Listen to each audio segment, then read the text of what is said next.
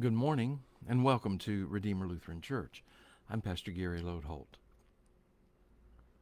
There's a small episode in a scene in the movie Forrest Gump that I always watch for.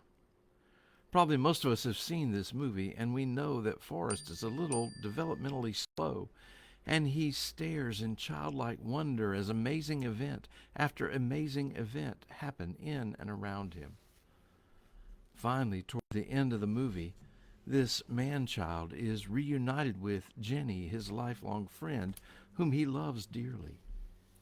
When he shows up at her apartment, he presents her with a box of chocolates that he had gotten for her. As she takes it, Forrest admits to her, "I ate some." I think that small scene is so reflective of Forrest's character. He's an adult by age. He's a child by nature. And eating some of the chocolates is just what a child would do. Perhaps eating some of the chocolates is what we do too. And perhaps that's just what a woman in the Bible named Hannah helps us see. Hannah was married to a man named Elkanah, and I want to remind you that in those days a woman found her purpose in life by having children. Yes, nowadays women are a lot more than that, and we know that if someone can't have children, it might be the man's fault as much as the woman's. However, in those days, all the blame would have been on the woman, and Hannah had been unable to conceive a child. To her, that meant she was looked down on by all the other women. It meant she couldn't be who she wanted to be, who she understood she was supposed to be. She couldn't fulfill her purpose or find meaning in her life. So she prayed to God. She prayed for a child. We are in the middle of 3 weeks of looking at stories of thankfulness and gratitude in the Bible, and Hannah's story has much to say to us about gratitude as we draw nearer to our Thanksgiving holiday. So let's get back to the story. Hannah and her husband had gone to the worship center at Shiloh, and there Hannah earnestly prayed to God for a child. She prayed so deeply that even though her lips moved, no sound came out, and the priest thought that she was drunk. After she explained what she was praying about and how deeply she felt, the priest joined his prayers with hers. And soon Hannah conceived a child. But before we get to that, we need to look carefully at what Hannah prayed.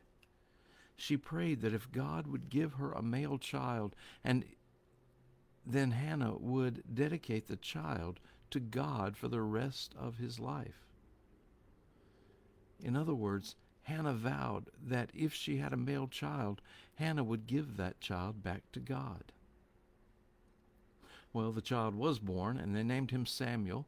And when Samuel was weaned, probably about age 3 or so, they brought him back to Shiloh and left him with the priest there to be raised in God's house. Now, usually when I tell this story, about this point, I make sure to say not to bring your 3-year-old children and leave them here with me. But beyond that, perhaps we should really take note of what Hannah did.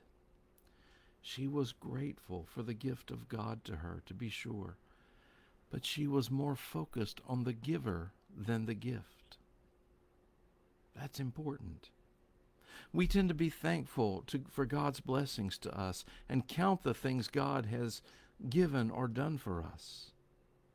Well, Hannah knew those things too, but instead of focusing on the gift, she oriented herself on the giver of the gift. She gave Samuel back in gratitude for God's blessing to her. And that's where those chocolates and Forrest Gump come back in. You see, sometimes when God has blessed us abundantly, we don't do what Hannah did. We shortchange God and keep some of the chocolates for ourselves. We don't respond to God by giving our all and instead fill our own hungers. I remember many years ago when my son Jeremy was a child, we neared Christmas, and he said to me, "Daddy, I know what Jesus wants for his birthday." I began to think of all the things we could give to Jesus at Christmas, but Jeremy had his own answer. He said, Jesus wants people. That's right. And Hannah gave herself along with Samuel, focused not on the gift of God, but on God the giver. Perhaps we could shape our Thanksgiving that way. Thanks for watching, and remember to let this day belong to God.